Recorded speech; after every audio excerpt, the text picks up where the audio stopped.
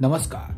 बीडच्या केज तालुक्यातील मस्ताजोग गावचे सरपंच संतोष देशमुख यांच्या हत्या प्रकरणातील मुख्य संशयित आरोपी वाल्मिक कराड हा पुढच्या 24 तासात सरेंडर होणार असल्याची चर्चा आहे. कारण संतोष देशमुख हत्या प्रकरणात सीआयडीचे 9 पथक तयार करण्यात आलेत अशी माहिती समोर येते.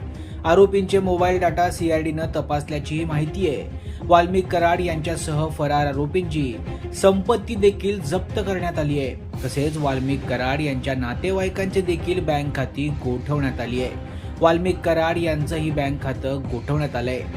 काही ठिकाणाहून अशी देखील माहिती समोर येते की म्हणूनच वाल्मिक कराड हे सरेंडर होण्याच्या तयारीत आहेत. संतोष देशमुख हत्या प्रकरणात सीआयडीनं 9 पथकं तयार केली आहेत. यामध्ये 150 पेक्षा जास्त अधिकारी आणि कर्मचाऱ्यांचा समावेश आहे. या सर्वांकडून आता संतोष देशमुख हत्या प्रकरणाचा तपास सुरू आहे. स्कॉर्पिओ गाडीत सापडलेले मोबाईल प्रयोगशाळेत पाठवलेत. त्यांचा अहवाल अद्याप आलेला नाहीये. पण या प्रकरणातील सर्व कॉल, व्हॉट्सअप कॉल हे सर्व तपासण्याचं काम सीआयडी कडून जोरदारपणे सुरू आहे. हे काम सुरू असतानाच वाल्मिक कराड यांचं बँक खातं देखील गोठवण्यात आलंय. त्याचबरोबर इतर आरोपींचे देखील बँक खाते गोठवण्यात आलेत. त्यामुळे वाल्मिक कराड यांच्या अडचणी वाढतच चालल्यात.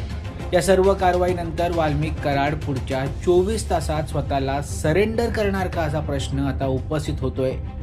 तेव्हा आगामी काळात नेमक्या काय घडामोडी घडतात हे पाहणं महत्त्वाचं ठरणार आहे.